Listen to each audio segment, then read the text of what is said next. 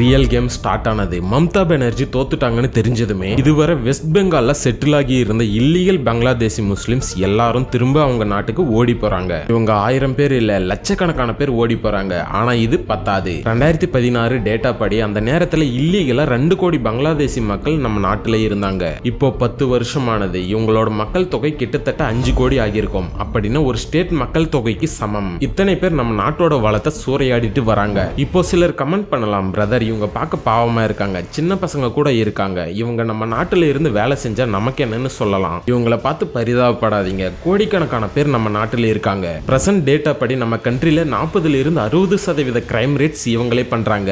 இவங்களை பிடிப்பது ரொம்ப கஷ்டம். ஏன்னா இவங்களோட டேட்டா எதுவும் நம்ம இந்தியா கிட்ட இல்ல. இந்த முக்கியமா அசாம்ல இருக்க ட்ரைபல் ஏரியாஸ்ல இந்த இல்லீகல் பங்களாதேசிகள் இங்க இருக்க ட்ரைபல் பெண்களை ட்ராப் பண்ணி கட்டாயப்படுத்தி பயமுறுத்தி கல்யாணம் பண்ணிக்கிறாங்க.